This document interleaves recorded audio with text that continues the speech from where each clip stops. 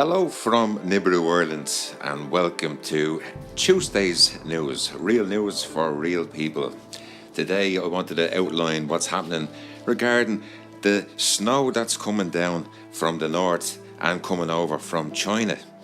There's this weather system again that I've been looking at, for the last couple of weeks through the app, of course, and following it as it starts to spread across Europe again. Now, it came out on the weather forecast yesterday that they were predicting snow at some stage, but we're making a laugh out of it, considering it was 24 degrees 3 days ago. But then again, nobody says nothing about it because we are all too busy living our lives to worry about things like that. So I sit down and worry for you. Everybody should sit up and watch little old Mr. Weather at the moment between the hurricanes and this snow that's on the way. Now, the reason why I wanted to do the videos again was because things that I sort of predicted through the app that I presumed was going to happen, happened, and nobody said nothing about it. So little boy, the boy who cried wolf, decided that I'll come back and do the videos again because I get a great buzz out of putting all this together.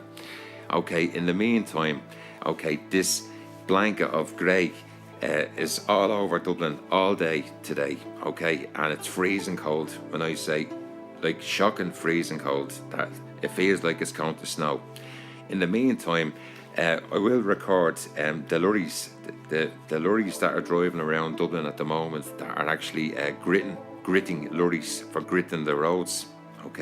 Now, I don't know whether anybody else in Dublin has spotted these gritting lorries that you see when it starts to snow or real cold weather. So they're out at the moment. So just keep an eye on the gritting machines all over the place and watch how the weather is drastically changing. The wind's coming in from the west 1 minute, then they're coming down from the north.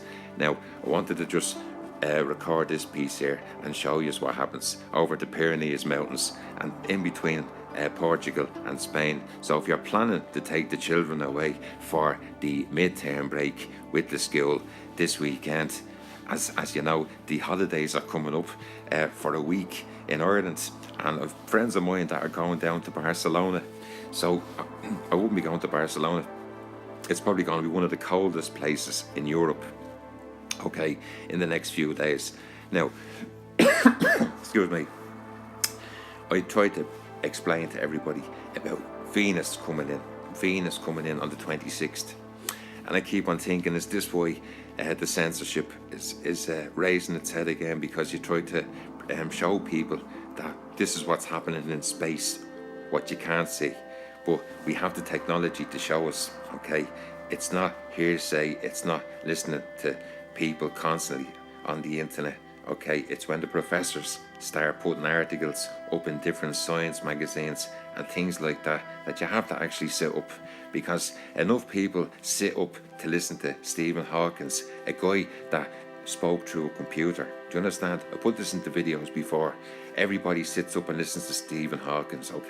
Now, is that it? There's no more Stephen Hawking anymore. So he's gone. There has to be somebody to take his place. Listen to the people that try to educate everybody on a daily basis through the internet, because that's what it's for. It's there to educate everybody. In the meantime, back to the weather system that's coming into Scotland, and it's meant to be coming down into England, into the Midlands, Yorkshire, places like that. So, as I said, look, what I was trying to show everybody yesterday in the video, you have to listen to what I'm speaking about, on a daily basis, because some of it probably doesn't make any sense. But most people that watch the videos and follow all the different people, like Seven Spalding, that goes out of his way and records, in sharp video, sharp images of what you can see, and sometimes what he shows you on his videos is better than what your eyesight can pick up, and people that go out of their way to stand out, record, edit, put it up onto a video, or whatever they do. At the end of the day, we are a community, remember, of people that don't always agree. Like when people go to vote, they try to explain that you can vote yes or you can vote no. So everyone has an opinion, You'll say something to me, I won't agree with it. Sometimes you might say something I will agree with. Okay, so as I said, we're all flying through space and we try to watch and observe what's going on around the world. And as I said, I piece it all together. Go out, do a little bit of driving, look out the window constantly all the time. Like I constantly look up because I don't have any other way to look, or either I'll probably crash into a lamppost if I look down. So I look up all the time, so I'm well aware to what's going on. And as I said, I bought the technology, bought the special camera equipment, bought this, that and the other to look at it myself. It's all about the time to put it together and to put it out to let everybody see what's going on. And as I said, the more conspiracy theories that you look at on the internet, the better you can open up your mind and visualize. You have to sort of look at the story from both sides of the fence. As I said, that's what I try to do. I'm not here to slate nobody. I'm here to maybe have a laugh and slag a few people, okay, and to try and work out why there's so much censorship around me. I'm not even a terrorist or anything like that, do you understand? But AI is controlling people too much at the end of the day. Remember, as I keep on reminding AI and the companies in Silicon Valley, if there was nobody like me putting the videos together, there wouldn't be YT, and that's the end of it, okay? And as I said, who is YT for at the end of the day? Is it for children or is it for adults? Because it seems to me that looking at me 9-year-old daughter watching YT all the time, that all the kids are becoming addicted to it, watching videos on smart devices. And my little 9-year-old is one of them addicted children. Unfortunately, I try to keep the smart device out of our hand as much as possible, but it's getting harder as we go through life with this digital world that we live in. So in the meantime, we try and educate the children not to have smart devices and to be looking at this social platform stuff constantly, day in, day out. Now, I'm old school, so I'm just coming from Bebo. I was a Bebo junkie once upon a time. Bebo, I thought was the be all and end all of everything. And then Bebo then started being phased out because people start talking about this new thing called FB. In the meantime, FB then started taking all the subscribers, all the people that used to put up their stuff on Bebo. And I thought Bebo was simple. I just didn't get FB. I was a little bit old-fashioned at the time, and I still don't do FB today. I know people's lives that have been destroyed through FB. I know people that have made mistakes through FB. I know people that have put their whole life story up on FB every day of the week, okay? And being honest with you, we don't need to see everyone's life story, because who are they doing that for? Are they doing it for their best friends that couldn't really care less because they've got their own lives to live? Or do they do it for the aliens? Because in Silicon Valley, okay, and all these different parts of the desert where they're putting in solar panels, okay, to house all this backup, okay, for you, everybody that puts up their fingerprints every day of the week, from even me speaking into this now, is being tracked. They know exactly where I'm speaking into the microphone, what time I'm doing it at, okay, and probably what device I'm using. They know everything, what part of the room I'm sitting, okay, through their satellite systems and everything else. It's frightening, as I keep on telling everyone, about the CCTV and the fingerprints that these multinational companies have on you. And that's why you're only going to see me getting 80 or 100 views. As I said, if I brought somebody famous on, and you know, there's a strong possibility that I could be driving somebody very famous that is big into conspiracy theories now in the next couple of days. And let's see, can I get him to say something at the end of the day? Not that it's going to make any difference, because unfortunately it doesn't matter who comes on the videos.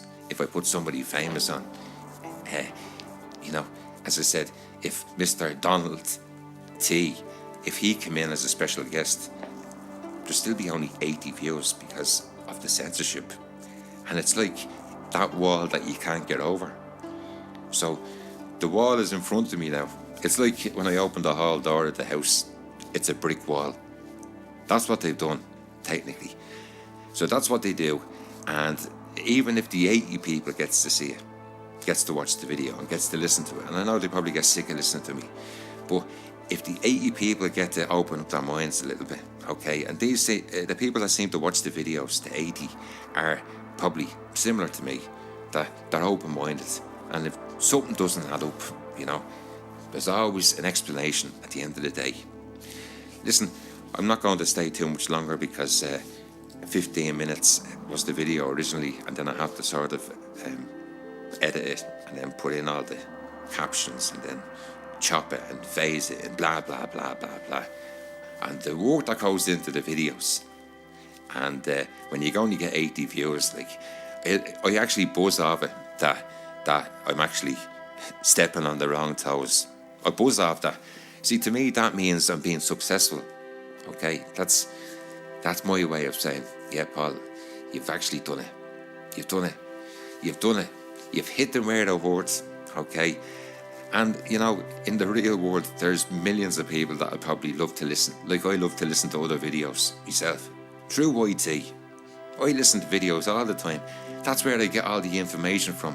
And then I take the piece of information that's being said in the video, and then I follow it up then. And I try and go to the source of where that came from. And then I put the video together. And I try and explain it a little bit. And put the photographs together, the pieces of video together. And watch how the whole thing is all put together on a daily basis. And then it's up to you, as I said, to join up all the pieces, join up the dots. It's like a puzzle, like a jigsaw. Everybody has to try and put it all together. As I said,